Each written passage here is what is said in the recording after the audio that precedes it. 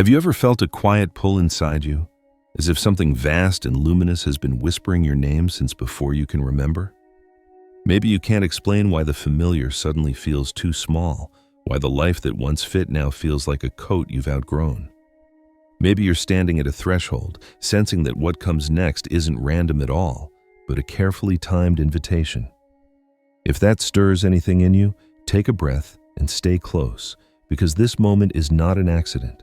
This isn't just another uplifting message, it's a mirror for the soul. And as you look into it, you may realize the reflection has changed. The story of the seventh seal isn't far away in some distant realm. It's unfolding where you stand right now. What does that mean for you? It means the hints you've been getting, the dreams that feel like messages, the coincidences that are too precise to ignore, the sudden clarity that shows up when you're quiet. None of that is random. It's not your imagination playing tricks on you, and it's not a phase you're supposed to outgrow. It's a pattern. A pattern that says, you're being prepared, you're being called, not because you're better than anyone else, but because your life carries a thread that wants to be pulled through the fabric of this time. You've always felt a particular resonance with truth, with beauty, with meaning that can't be bought or sold. That resonance is your compass, and lately it's been humming louder. People sometimes think chosen sounds like a crown you wear, an identity you flash. It isn't. It's responsibility. It's alignment. It's the willingness to say yes to the deeper work when your comfort says no. It's waking up at midnight because your heart is speaking and you don't want to miss a word. It's noticing that even your challenges seem to teach in a strangely tailored way, as if life itself is tutoring you.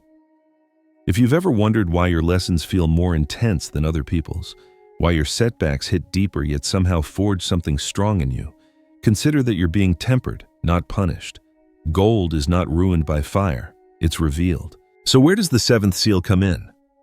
Think of it as a doorway, not a doom. Throughout history, the number 7 has symbolized completion, an arc brought to fullness, a cycle arriving where it was always heading. When a seal opens, it isn't only the end of something, it's the disclosure of what's been hidden. It's the lifting of a veil. And what's revealed isn't only information, it's realization. It's what happens when knowledge finally reaches the heart and becomes wisdom. The 7th in this sense is that moment when your soul says, I remember, and everything that felt scattered begins to align. You might be noticing that alignment already. Old habits are falling off your shoulders like leaves in late autumn. Voices that used to define you have gone quiet. You sense a gentler, steadier voice within, one that does not shout or shame, one that simply knows. That voice isn't outside of you. It's the deepest, truest you. It's the one that kept you moving when you didn't know why you still believed. It's the one that tells you there's a way forward, even when the map looks blank. And as the seal opens in your life, that voice becomes your North Star. The world around you may not recognize this shift at first. Some people will miss it because they're used to looking for proof in the loudest place, not the quietest. But transformation rarely announces itself with fanfare. It shows up in the way you choose presence over panic, purpose over performance, meaning over noise. You start telling the truth more quickly, forgiving more freely, releasing what you can't carry a little more each day. You treat your time like the sacred resource it is. You bless what you've outgrown instead of fighting it. You honor your boundaries not as walls, but as gateways that protect what is precious. And still, there will be resistance. Awakening doesn't eliminate hardship, it changes your relationship to it. The questions that once felt like walls begin to look like doors. The grief you've avoided introduces you to a deeper gratitude. The season that felt like delay reveals itself as training. Even the shadows you'd rather not face, fear, comparison, self-doubt, become classrooms where you learn courage, contentment, and trust. You find yourself less obsessed with fixing everything and more committed to listening. You realize you don't have to have the entire plan in your hand to take the next faithful step. There is also this. The 7th seal is not only personal, it is collective. When a light goes on in one house, it's easier for the neighbors to see their own front doors. The clarity you cultivate helps others find theirs. Your steadiness becomes an anchor in rooms that used to drift. The wisdom you embody, gathered through late nights, honest prayers, and small, brave choices, becomes medicine you can offer without even trying. You become a living invitation, not by preaching at people, but by walking with them. Not by performing perfection, but by practicing presence. Not by insisting you have the answers, but by making space for better questions. And yes, your gifts change in this light, not because you suddenly become someone else, but because the real you finally gets the room she deserves. Talents you sidelined begin to breathe. Courage you wrote off as a fantasy introduces itself like an old friend. The creative spark you kept in a drawer finds air and catches. Your intuition, steady, compassionate, discerning, learns to speak in a language you recognize and respect. You learn when to act and when to wait. You learn that no can be holy and yes can be sacred. You learn that rest isn't a reward, it's part of your assignment. As the seal opens, you might notice a gentle reordering of your life. You invest your time where it yields peace instead of applause. You choose conversations that feed clarity instead of drama. You set your phone down to hear the wind. You realize that joy isn't a destination out ahead of you. It's a daily practice inside you. You begin thanking your past for bringing you this far without allowing it to drag you back. You honor what taught you, release what bound you, and carry forward what blesses you. This isn't denial of pain, it's devotion to healing. With this reordering comes a calmer kind of power, not the loud kind that pushes through every door, but the quiet kind that opens the right door at the right time. You start to prefer alignment over adrenaline. You don't need to force outcomes because you're learning to trust timing. Doors that stayed shut no matter how you pushed open easily when the moment is ripe. And the ones that do not open, you let be, knowing that a closed door can be a kindness you'll understand later. If you're wondering whether you're ready, hear this with love. Readiness is rarely a feeling at the beginning. It's a decision you make in the middle, the day you choose to show up with what you have, to offer what you can, to tell the truth you know, to love with care. That's the day you're ready enough. The seventh seal doesn't demand perfection, it invites participation. It calls you not to grand gestures performed for applause, but to faithful steps taken in the light you have. And strangely, that's where the miracles start, quietly, consistently, beautifully. On a larger scale, you may sense the world itself straining toward a different rhythm. So much noise, so much speed, so many flashing signs promising meaning and delivering exhaustion. It can be disorienting. Yet beneath the noise, something real is moving. The slow, steady turning toward what matters. More people are asking deeper questions. More are hungry for sincerity over spectacle, substance over slogan, compassion over cleverness. When the seal opens in many hearts at once, culture begins to heal in places where anger alone never could. You will notice it in small ways first, in communities that choose listening over shouting, in workplaces that measure success by integrity as well as numbers, in families repairing patterns with patience and grace. None of this is instant. Seeds need seasons. Healing has a pace. But remember, you are not called for speed. You are called for depth. When you're tempted to rush, breathe. The oak is no less mighty because it took years to rise. The river is no less powerful because it curves. Your path is no less sacred because it includes detours. Every part counts. The early hope, the quiet middle, the honest tears, the practice of showing up again. You will look back and realize that even the days you thought you were standing still were days your roots grew deeper. There's a tenderness too in how the seventh seal changes your relationships. You start blessing people as they are, instead of bargaining with who you wish they'd be. You learn to release gently when paths diverge, trusting that love is not lost just because form changes. You forgive yourself for the seasons you survived on survival. You learn to ask for help without apologizing. You tell your story with more mercy and less drama. You become a safer place for your own heart, and by extension, a safer place for others. This is leadership. Even if you never wear the title, you become a sanctuary in motion. And yes, you will still have questions. You're allowed.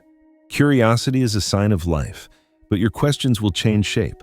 They will become less, what do I do to prove I'm worthy? And more, what do I do because I already am? Less, how do I control every outcome? And more, how do I stay faithful and flexible? Less, how do I avoid all pain? And more, how do I grow through what comes with wisdom and grace?